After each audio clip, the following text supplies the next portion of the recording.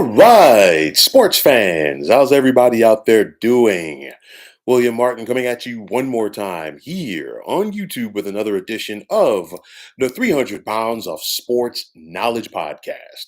Now, 2.5 months ago, or pardon me, 2.5 months after being fired as the head coach of the Indianapolis Colts, Frank Reich is back in the coaching ranks as he is now the head coach of the Carolina Panthers. It's a homecoming for Reich as he was on that initial Panthers roster. He was a starting quarterback for this team back in 1995. Now, in 4+ seasons as the head coach of the Colts, Reich's record was 40, 33, and 1 with a pair of trips to the postseason. But in Indianapolis, Reich was done in by the fact that there was not any consistency at the quarterback position. As a quarterback for the Colts, it was a constant revolving door. Now, here in Carolina, Reich got the job over Steve Wilkes, who was a sentimental favorite after the slow start by the Panthers last season, which led to the dismissal of Matt Rule.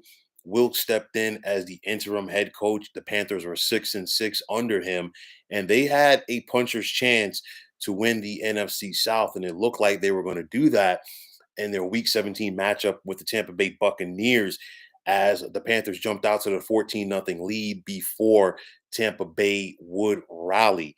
But nonetheless, going forward with Reich at starting pardon me, as a head coach, just got the quarterback position on my brain because it is so important to the Panthers, but it's overall important in the National Football League. And the question is going to be this offseason for Carolina.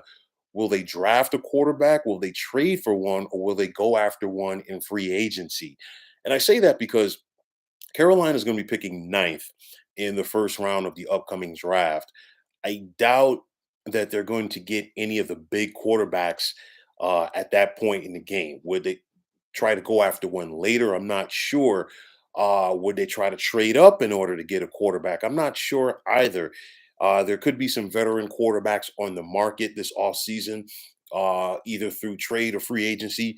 That is also an option for the Panthers, but nonetheless, they've got to go out there and get that position solidified. And it's very important because the Panthers have talent on both sides of the ball. You think about Terrence Marshall and DJ Moore at receiver. You think about the likes of Shaq Thompson on that defensive side. There's talent there. They just need a player at the quarterback position to bring it all together. And of course, that was an issue for the Panthers under former head coach Matt Rule.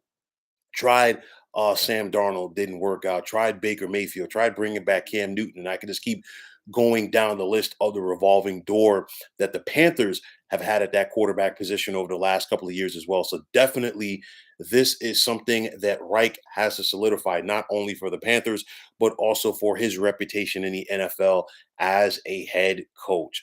So the question is going to be, what are Reich's chances in order to get things turned around in Charlotte? And I think there is a good possibility that the Panthers can go in the right direction here. Um, Obviously, Frank Reich has to get guys on both sides of the ball that fit his system.